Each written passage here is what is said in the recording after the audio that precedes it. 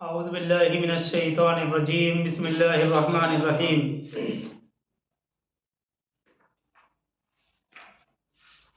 ہم سورہ الرعد کی آیت 31 پر ہیں۔ اللہ تعالیٰ فرماتے ہیں وَلَوْ أَنَّ قُرْآنًا سُيِّرَتْ بِهِ الْجِبَالُ أَوْ قُطِّعَتْ بِهِ الْأَرْضُ أَوْ كُلِّمَ بِهِ الْمَوْتَى، اور اگر ہوتا کوئی ایسا قرآن جس کے ذریعے سے پہاڑ چل پڑتے یا زمین کے ٹکڑے ٹکڑے ہو جاتے یا کلام کرتے اس کے ذریعے مردے۔ وَلَوْ أَنَّ قُرْآنًا سُيِّرَتْ بِهِ الْجِبَالُ أَوْ قُطِّعَتْ بِهِ الْأَرْضُ أَوْ كُلِّمَ بِهِ الْمَوْتَى، اور اگر ہوتا کوئی ایسا قرآن جس کے ذریعے سے پہاڑ چل پڑتے یا زمین کے ٹکڑے ٹکڑے ہو جاتے یا کلام کرتے اس کے ذریعے مردے۔ یہ آیت کا پہلا حصہ اور اس کا ترجمہ ہے۔ دیکھیے، اس آیت کو سمجھنے کے لیے تھوڑا اس آیت کے پس منظر میں جانا پڑے گا۔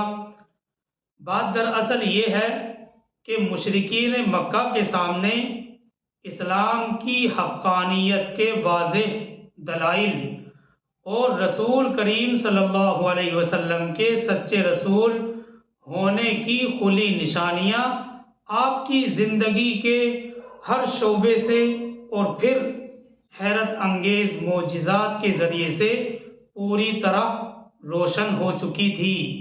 مشرکین مکہ جو تھے، اسلام کی سچائی اور اسلام کی حقانیت، واضح دلائل اور پھر رسول کریم صلی اللہ علیہ وسلم کے سچے رسول ہونے کی کھلی نشانیاں آپ کی زندگی کے ہر شعبے اور حیرت انگیز معجزات کے ذریعے سے پوری طرح روشن ہو چکی تھی۔ دوسری بات، ان کا سردار ابو جہل کہہ چکا تھا کہ بنو ہاشم سے ہمارا خاندانی مقابلہ رہا ہے، ہم اس کی برتری، اس برتری کو کیسے قبول کر سکتے ہیں کہ خدا کا رسول، خدا کا پیغمبر ان میں سے آیا، اس لیے وہ کچھ بھی نہیں، وہ کچھ بھی کہیں بھی اور کیسی بھی نشانیاں دکھلائیں، ہم ان پر کسی حال میں ایمان نہیں لائیں گے۔ اس لیے وہ ہر موقع پر اس ضد کا مظاہرہ کرتے ہوئے لغو قسم کے خیالات اور فرمائشیں کیا کرتے تھے۔ یہ آیت بھی ابو جہل اور اس کے ساتھیوں کے سوال کے جواب میں نازل ہوئی ہے۔ جیسا کہ سورہ کے شروع میں یہ بات بتلائی گئی تھی کہ اعتراض کا ذکر کیے بغیر اس کا جواب دیا گیا ہے۔ تفسیر بغوی میں ہے کہ مشرکین مکہ، جن میں ابو سفیان، ابو جہل بن ہشام اور عبداللہ بن امیہ خصوصیت کے ساتھ قابل ذکر ہیں اور سر فہرست ہیں۔ تفسیر بغوی نے اس آیت کے تحت یہ بات نقل کی ہے کہ مشرکین مکہ، جن میں ابو جہل بن ہشام اور عبداللہ بن امیہ خصوصیت سے قابل ذکر ہیں، ایک روز بیت اللہ کے پیچھے جا کر بیٹھ گئے اور عبداللہ بن امیہ کو رسول کریم صلی اللہ علیہ وسلم کے پاس بھیجا۔ اس نے کہا کہ اگر آپ چاہتے ہیں کہ آپ کی قوم اور ہم سب مل کر آپ کو رسول تسلیم کر لیں اور آپ کی پیروی کرنے لگیں تو ہمارے چند مطالبات ہیں، اپنے قرآن کے ذریعے سے ان کو پورا کر دیجئے تو ہم اسلام قبول کر لیں گے۔ تو یہ کعبۃ اللہ کے پیچھے جا کر بیٹھ گئے تھے اور انہوں نے عبداللہ بن امیہ کو رسول کریم صلی اللہ علیہ وسلم کے پاس بھیجا تھا اور اس نے جا کر یہ مطالبہ کیا کہ اگر آپ چاہتے ہیں کہ ہم اور آپ کی پوری قوم مل کر آپ کو رسول تسلیم کر لیں اور آپ کی پیروی کرنے لگ جائیں تو ہمارے چند مطالبات ہیں، آپ اس قرآن کے ذریعے سے ہمارے ان مطالبات کو پورا کر دیں تو ہم سب کے سب اسلام قبول کر لیں گے۔ وہ مطالبات کیا تھے؟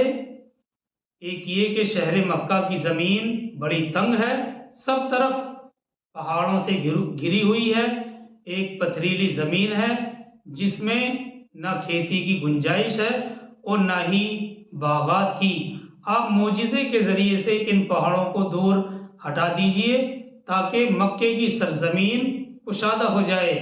یہ مطالبہ پہلا تھا کہ شہر مکہ کی زمین تنگ ہے اور چاروں طرف سے خشک پہاڑوں سے گھری ہوئی ہے، ایک پتھریلی زمین ہے، نہ تو کھیتی کے قابل ہے اور نہ ہی اس میں باغ ہو سکتے ہیں۔ آپ معجزے کے طور پر ان تمام پہاڑوں کو دور ہٹا دیجئے تاکہ مکے کی زمین کشادہ ہو جائے اور کھیتی کے لیے خوشگوار ہو جائے۔ آخر آپ ہی کے کہنے کے مطابق حضرت داؤد علیہ السلام کے لیے پہاڑوں کو مسخر کر دیا گیا تھا۔ جب وہ تسبیح پڑھتے تھے تو پہاڑ بھی ان کے ساتھ تسبیح پڑھتے تھے۔ آپ اپنے قول کے مطابق اللہ کے نزدیک داؤد علیہ السلام سے کمتر تو ہے نہیں، اس لیے ہمارا یہ مطالبہ قرآن کے ذریعے سے آپ پورا کر دیجئے۔ ایک مطالبہ تو یہ ہوا۔ دوسرا مطالبہ ان کا یہ تھا کہ جس طرح سلیمان علیہ السلام کے لیے آپ کے قول کے مطابق اللہ نے ہوا کو مسخر کر کے زمین کے بڑے بڑے فاصلوں کو مختصر کر دیا تھا، آپ بھی ہمارے لیے ہی ایسا ہی کر دیں کہ ہمیں شام اور یمن وغیرہ کے سفر آسان ہو جائیں، کیونکہ آپ ہی کا کہنا ہے کہ حضرت سلیمان علیہ السلام کے ہاتھ میں اللہ نے ہوا کو مسخر کر دیا تھا اور زمین کے بڑے بڑے فاصلوں کو مختصر کر دیا تھا، آپ بھی ہمارے لیے ایسا ہی کر دیں کہ ہمیں شام اور یمن وغیرہ کے سفر کرنے میں آسانی ہو جائے۔ تیسرا مطالبہ ان کا یہ بھی تھا کہ جس طرح عیسیٰ علیہ السلام مردوں کو زندہ کر دیا کرتے تھے، آپ بھی ان سے کچھ کم تو ہیں نہیں، آپ بھی ہمارے لیے ہمارے دادا قصی جو ان کے جد امجد ہیں قصی کو زندہ کر دیجئے تاکہ ہم ان سے یہ معلوم کر سکیں کہ محمد کا دین سچا ہے یا نہیں۔ تو یہ تین مطالبات تھے سر فہرست جو اس آیت 31 کے اندر بیان کیے گئے ہیں۔ اس وضاحت کو تفسیر مظہری نے بغوی، ابن ابی حاتم اور ابن مردویہ کے حوالے سے نقل کیا ہے۔ ان آیات میں مشرکین کے مطالبات کا یہ جواب دیا گیا ہے اللہ کی طرف سے، وَلَوْ أَنَّ قُرْآنًا سُيِّرَتْ بِهِ الْجِبَالُ أَوْ قُطِّعَتْ بِهِ الْأَرْضُ أَوْ كُلِّمَ بِهِ الْمَوْتَى، اور اگر ہوتا کوئی ایسا قرآن جس کے ذریعے سے یہ پہاڑ چل پڑتے یا زمین کے ٹکڑے ٹکڑے ہو جاتے یا کلام کرتے اس کے ذریعے مردے، تب بھی یہ ایمان لانے والے نہیں تھے۔ دیکھیے اس آیت میں غور کرتے ہیں ہم، معلوم ہوتا ہے سیرت بہل جبال سے مراد پہاڑوں کو اپنی جگہ سے ہٹا دینا، اور قطعت بہل ارض سے مراد مختصر وقت میں بڑے بڑے سفر طے کرنا ہے، اور کلمہ بہل موتا سے مردوں کو زندہ کر کے کلام کرنا مراد ہے۔ اس مضمون کو ہم سورہ الانعام میں بھی تفصیل کے ساتھ پڑھ چکے ہیں، اور پارہ نمبر 8 تو انہی مطالبات سے، مشرکین مکہ کے جو مطالبات تھے انہی مطالبات سے شروع ہو رہا ہے۔ یہاں گویا کہ قرآن کے حوالے سے یہ بات کہی اور سمجھائی جا رہی ہے کہ یہ قرآن ہر شخص کے لیے سراپا معجزہ ہے جو واقعی ہدایت کا خواہش مند ہے۔ یہ حق کی طلب کرنے والے کے دل کو فرحت اور خوشی بخشتا ہے، اس کی روح کو تازگی دیتا ہے۔ ایسے لوگ اپنی ہدایت کا تمام ہی سامان اس قرآن کے اندر موجود پاتے ہیں۔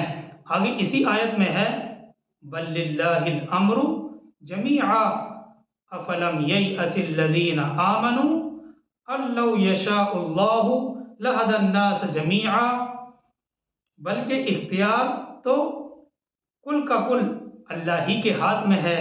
بل للہ الامر جمیعا، بلکہ اختیار تو کل کا کل اللہ ہی کے ہاتھ میں ہے۔ کیا اہل ایمان اس پر مطمئن ہو جائیں کہ اگر اللہ چاہتا تو تمام انسانوں کو ہدایت دے دیتا۔ اللہ یشاء اللہ لہدی الناس جمیعا، اگر اللہ چاہتا تو تمام ہی انسانوں کو ہدایت دے دیتا۔ امام بغوی نے اس فقرے کے تحت یہ بات نقل کی ہے۔ دیکھیے اس فقرے کے جو مخاطب ہیں وہ صحابہ اکرام ہیں۔ بات دراصل یہ ہے کہ صحابہ نے مشرکین مکہ کے جب یہ مطالبات سنے تو یہ تمنا اور یہ آرزو کرنے لگے تھے کہ بطور معجزہ ان کے یہ مطالبات پورے کر دیے جائیں تو بہتر ہے کہ یہ تمام مکے والے اسلام میں داخل ہو جائیں اور اسلام کو قبول کر کے اسلام کو بڑی طاقت حاصل ہو جائے۔ اس پر یہ آیت نازل ہوئی جس کا مطلب یہ ہے کہ اہل ایمان ان مشرکوں کی بحثوں کو جاننے کے باوجود اب تک ان کے ایمان لانے سے مایوس نہیں ہوئے۔ یہ لوگ ایسی تمنائیں کرنے لگے جبکہ وہ یہ بھی جانتے ہیں کہ اگر اللہ چاہتا تو سب ہی انسانوں کو ہدایت دے دیتا کہ وہ اسلام قبول کیے بغیر رہ ہی نہیں سکتے تھے، اور حکمت کا تقاضا بھی یہ نہیں تھا کہ تمام کو اسلام پر اور ایمان پر مجبور کر دیا جاتا، بلکہ اللہ کی حکمت اور اللہ کی مشیت اور منشا کا تقاضا یہی تھا کہ ہر شخص کا ہر آدمی کا اپنا اختیار باقی رہے کہ وہ اپنے اختیار سے اسلام قبول کرے یا پھر کفر ہی پر قائم رہے۔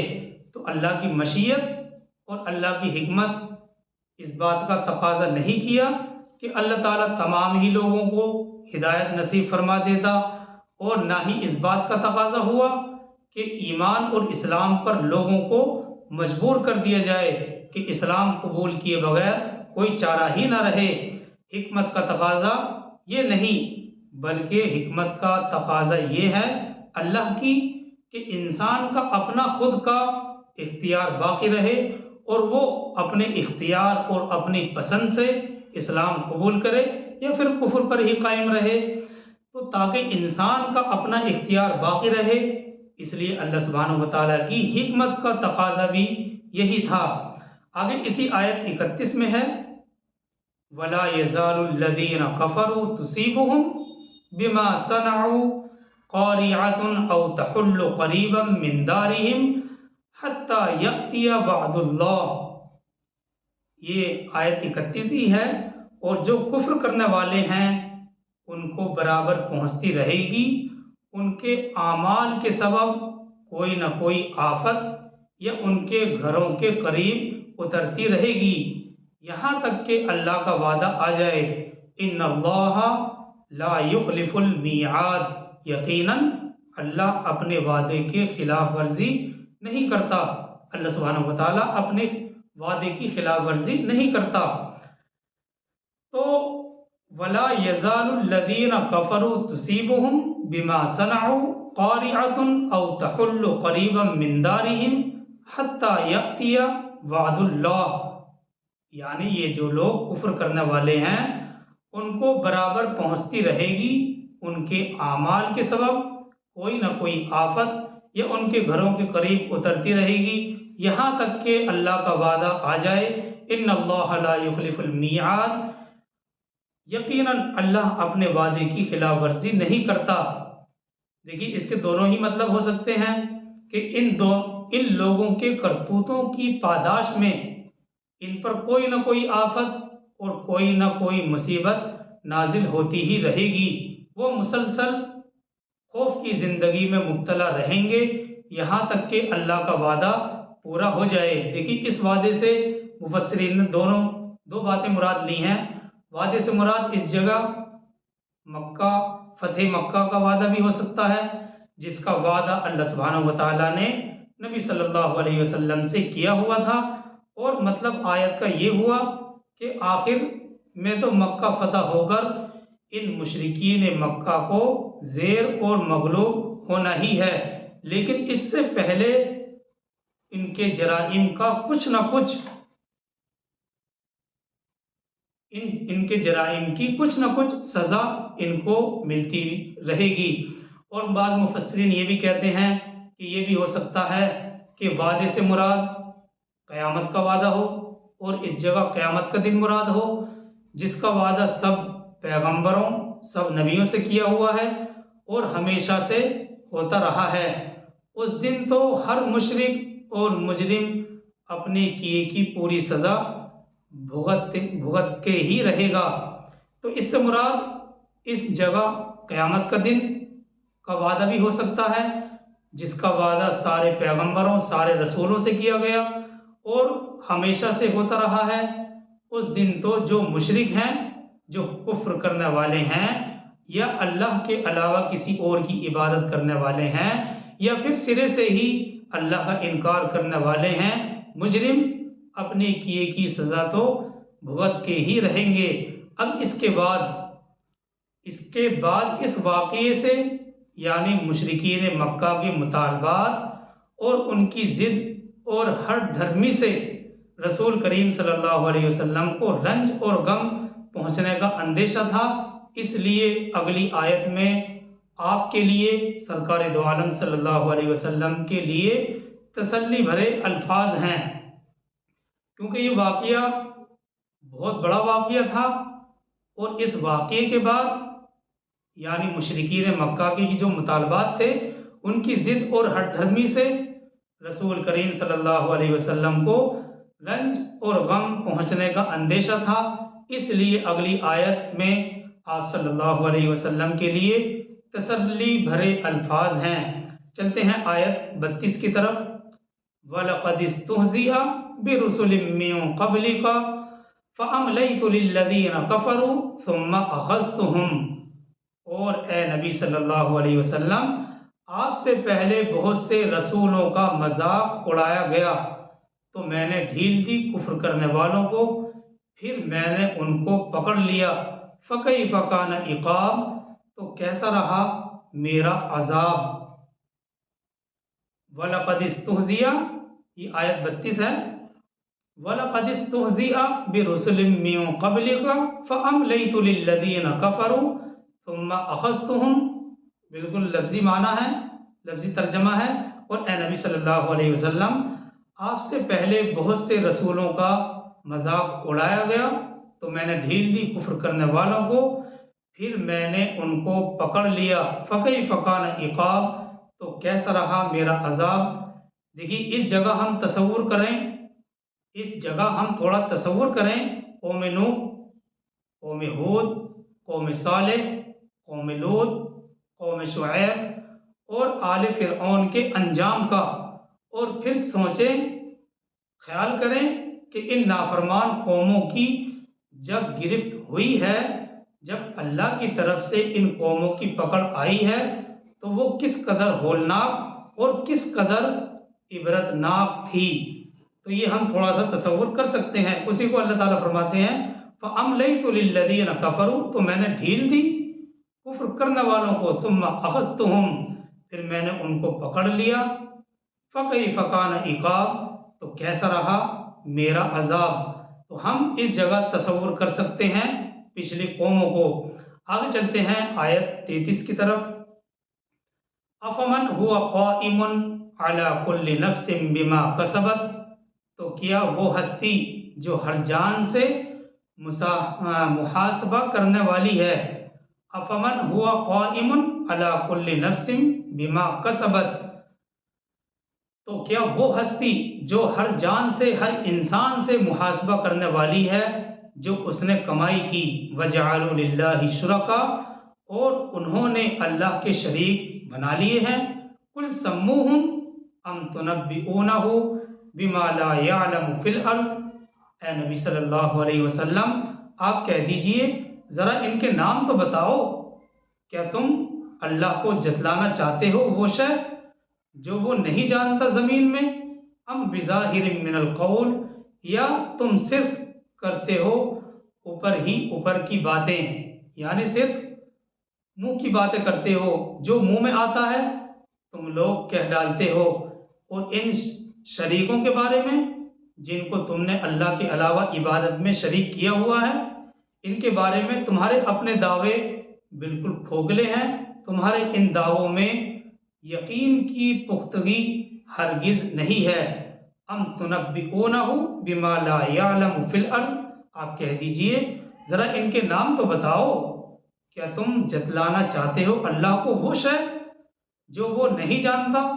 अम बिज़ाहिरिम मिनल कौल, या तुम सिर्फ दावे करते हो खोखले, या सिर्फ तुम करते हो ऊपर की बातें, यानी जो मुंह में आता है तुम लोग कह डालते हो, और इन शरीकों के बारे में तुम्हारे अपने दावे पुख्ता नहीं है, तुम्हारे इन दावों में यकीन की पुख्तगी हरगिज नहीं है।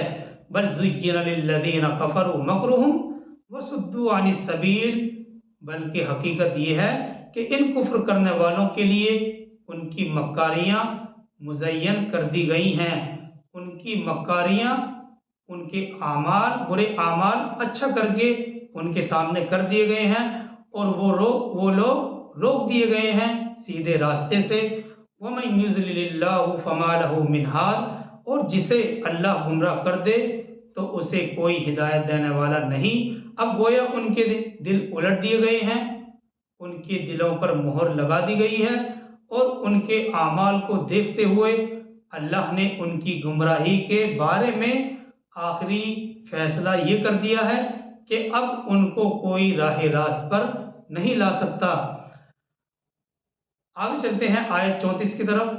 लहुम आज़ाबुन फिल हयाति दुनिया वला आज़ाबुल आखिरति अशक, उनके लिए अजाब है दुनिया की ज़िंदगी में भी और आखिरत की ज़िंदगी में भी, और आखिरत का अजाब तो इससे भी ज़्यादा सख्त होगा। वमा लहुम मिनल्लाहि मिन वाक़, और नहीं होगा कोई भी उनको अल्लाह से बचाने वाला। वमा लहुम मिनल्लाहि मिन वाक़, और नहीं होगा कोई भी इनको अल्लाह के अजाब से बचाने वाला। आगे जन्नत की मिसाल बयान की गई है आयत 35 में, इंशाअल्लाह उसको कल देखेंगे। अल्लाह ताला हम सबको अमल की तौफीक अता फरमाए। सुब्हानल्लाहि व बिहम्दिही, सुब्हानकल्लाहुम्मा व बिहम्दिका, व नशहदु अल्ला इलाहा इल्ला अंता व नस्तगफिरुका व नतूबु इलैक। सुब्हान रब्बिका रब्बिल इज्जति अम्मा यसिफून व सलामुन अलल मुरसलीन वल्हम्दुलिल्लाहि